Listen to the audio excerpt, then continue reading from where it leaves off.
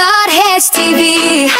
Oh yeah, showbiz chika na legit. Po sa lahat po ng mga Barda fans, Barda lovers, and Barda supporters sa lagi pong nag-aabang at nakatutok sa mga updates po natin.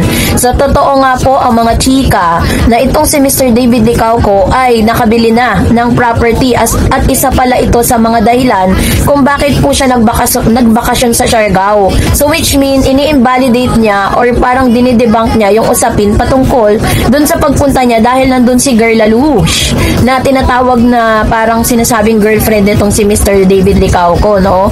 So maaaring yan ang dahilan. So pag-usapan natin yan maya-maya lang. For today's video ay magbasa tayo at namili tayo ng ilan sa mga sa mga comments po niya sa comment section. At ang napili natin ay walang iba kundi si Miss Cecilia Sigismundo. Sabi niya, David is a brilliant guy. Saludo ko, hoping that he shouldn't allow someone who will dictate him for matters of very personal, especially love life niya. Barda forever. Ayan, ito po yung kanyang sinabi, Sinabi niya dito na dapat daw si David Licauco ay hindi po siya inaalaw ang sino man na makialam at magdikta kung ano yung dapat niyang gawin, kung sino yung dapat niyang mahalin, 'di ba? At kung sino yung dapat niya nakasama, no?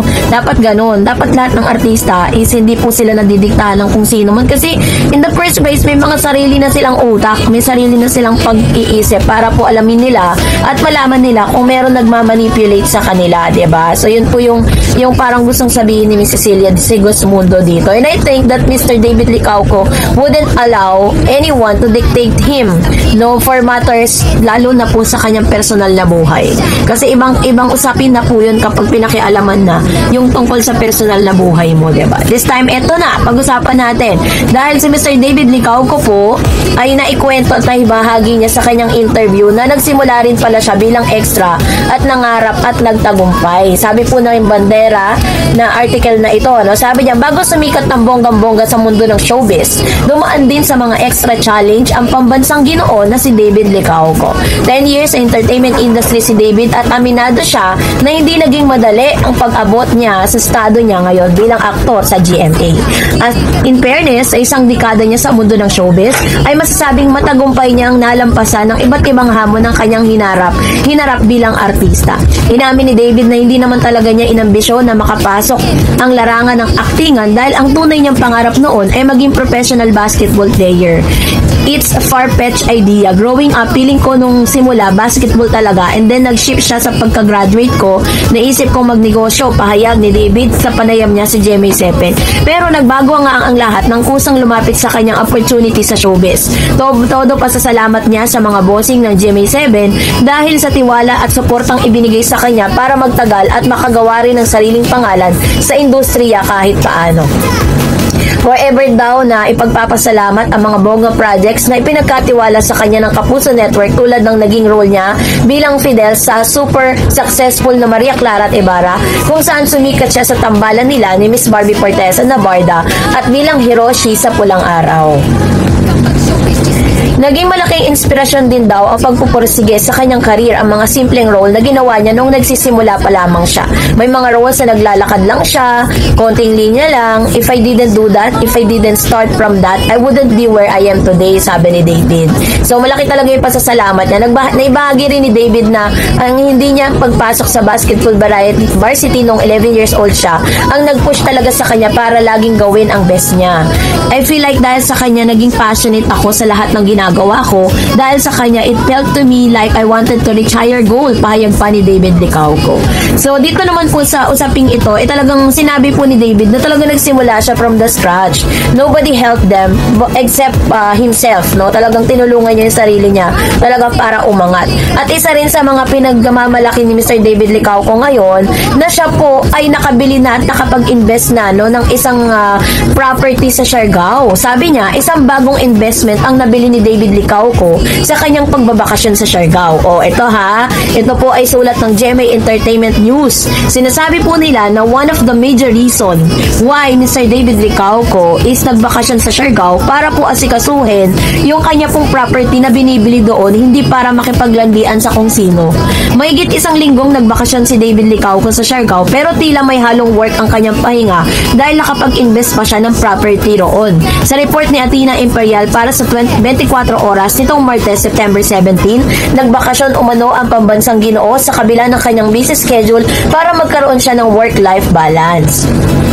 Kasi like you always want more pero minsan nakakalimutan natin maging grateful kung ano na yung meron tayo. So, yun yung ginagawa ko ngayon, trying to take step back kasi ako yung type na person na gusto ko pa, sabi ni David. May magulang pa umano, si David ang nag-udyok, nagpayo sa kanya na magbakasyon dahil sa sunod-sunod na projects, endorsement at paglalaro nito ng basketball. Bukod kasi sa endorsement at sport, abala din ng aktor sa paggawa ng bago niyang seryeng Never Say Die kasama si Jillian Ward. In Manila, working traffic and everything else you know, but in Siargao, it's so different. It felt to me na I was close to humanity, to nature, sabi ng aktor. Pero, kung mapapansin ninyo, wala po siyang nabanggit dito na girl na kasama niya. Bukod sa kanyang pamilya, kasama rin ni David ang kanyang kapwa star na si Jay Ortega na nai-enjoy rin ang island life. Pagbabahagi ni Jay, the vibe na parang sobrang kalma, yung mga tao sobrang simple ng buhay. Ibinahagi rin ni David na napili niyang mag-invest sa Siargao. Plano umano ng aktor na magkaroon ng isang villa o resort sa isla, bagay na suportado naman ang kanyang kaibigan at kapwa businessman na si Dustin Yu. Nasa planning stage pa lang siya, kinukwento na niya sa akin, sobrang na-excite siya. Ang dami na rin niyang business na successful and of course, this one naman, real estate. So for me, win-win rin yan, sabi ni Dustin. So yun po yung kanyang sinabi, pero never ever niya nabanggit ang girl na tinutukoy dun po sa mga sa mga chismis. Dahil the real reason why na bakit siya nagpunta ng Siargao, hindi para po sa tulad ng sinabi ko, hindi para makipaglandian, o hindi para sa business trip din, no? Kahit sabi po ng kanyang Mami Eden na pumunta ka, magbakasyon ka kasi nga sunod-sunod daw nga po yung mga projects niya, so it's time for them to rest. Pero doon po is isa rin sa major reason ay ang pagbili po nila ng property ng kanyang business partner na si Mr. Dustin Yu. Ibig sabihin magkakaroon po sila ng collaboration ni Dustin doon na isang villa or resort, no? Maganda po sa Siargao kasi marami nagpupunta doon. And that's really a good kumbaga sabi niya it's a win-win situation na napunta siya doon.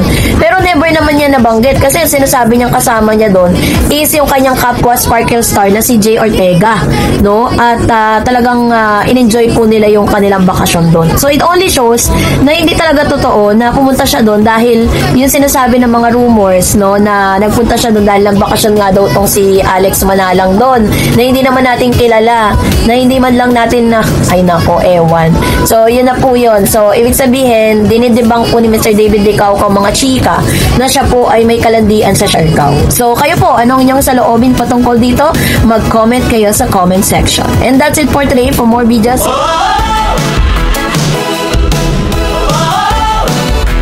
po sa lahat ng mga Barda fans, Barda lovers, and Barda supporters na lagi pong nag-aabang at umaantabay sa mga updates po natin. Maraming salamat. At this time, pag-usapan po natin itong matapos nga makabili, no? Ito pong si Mr. David Licauco at si Dustin Yu, no, ng isang villa. Parang yun po yung kanilang pinaplano.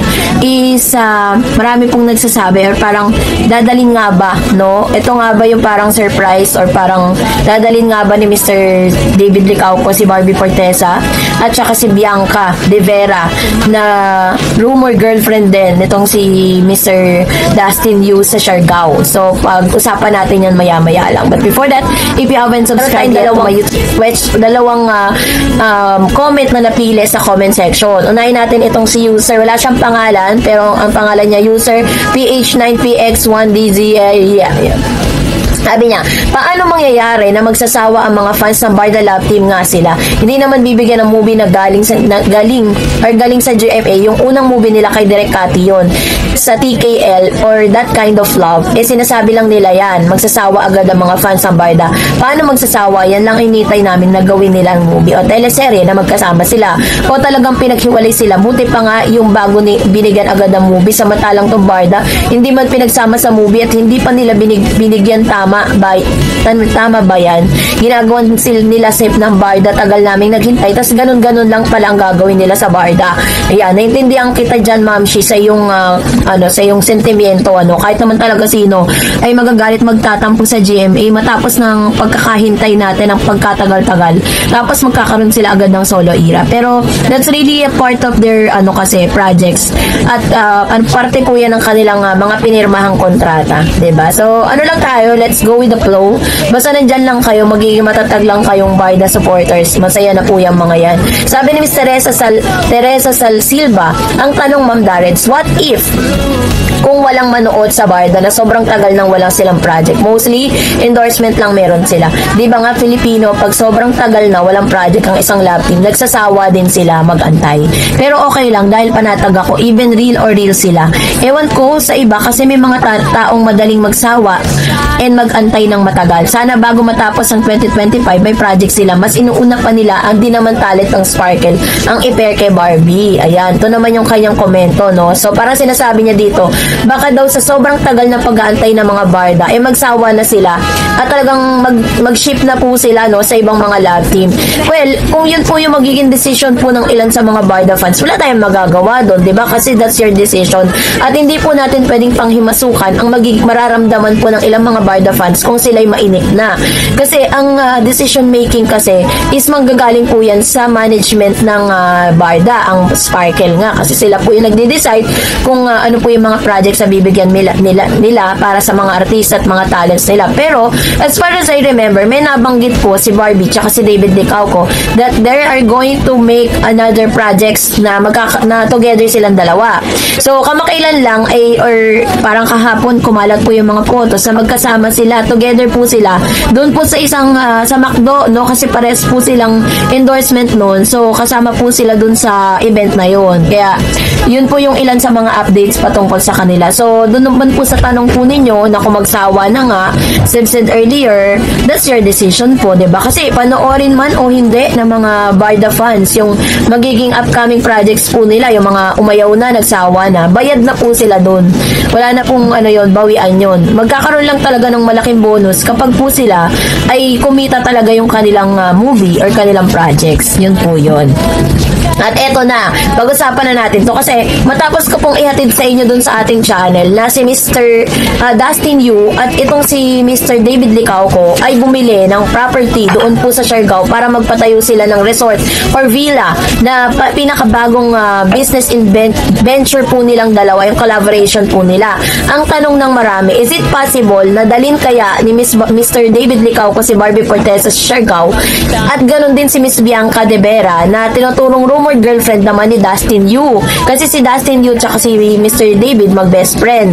Tapos si Miss Barbie Forteza naman ay parang friend-friend po sila dahil nga 'di ba parang nagkita-kita sila somewhere kasi naportahan nila yung movie ni Miss Barbie Forteza, nagkita-kita sila doon. So yun po yung tanong ng maraming mga fans, if it is possible. I think kung mangyayari yun, tayo pong lahat ay magiging masaya.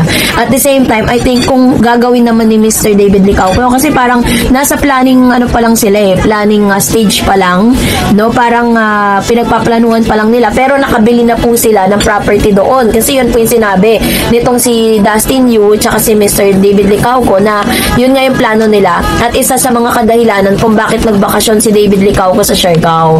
So possible naman kung magganap yun, posibleng magganap yun na magkaroon ng invitation at hindi pa hindian ni Barbie yun kasi doon nga po sa business nga ni Mr. David Licauco naka-display pa yung mukha ni Barbie, diba? Kung hindi ba naman talagang mahal at gusto ni David Licauco si Barbie Forteza bilang magkaibigan magkaibigan sila, naka-display yung photos niya sa restaurant. Sinong gagawa nun? Bakit hindi yung girl na sinasabi ninyo ang i-display ni ni David doon? Kung totoo talaga yung sinasabi niyang rumored girlfriend niya, diba?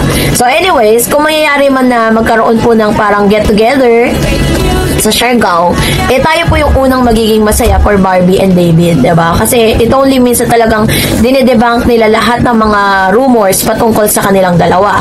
So, worst to worst happen, di man mangyari yun, that's okay. Kasi that's Mr. David and Dustin Yu's decision eh.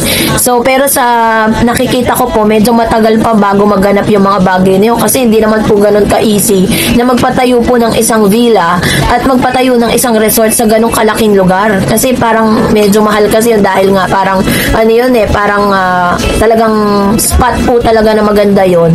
At commercial spot po yun sa lahat ng mga bakasyonista. Pero ngayon pa lang, kino-congratulate natin si David Licauco dahil kung magaganap man yun is napakasayang pumunta sa Siargao kasi meron kang alam mo pupuntahan na alam mo nandun at isa sa mga pagmamay-ari nga. At maaaring mapadalas din itong si David Licauco sa Siargao dahil nga sa kanilang plano no pagkakaroon nito.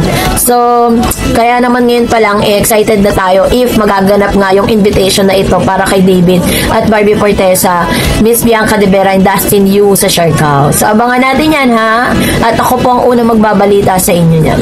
And that's it for today. For more videos and updates, please don't forget to like and subscribe and please don't forget to follow my Facebook page, Dar Eds TV. God bless everyone!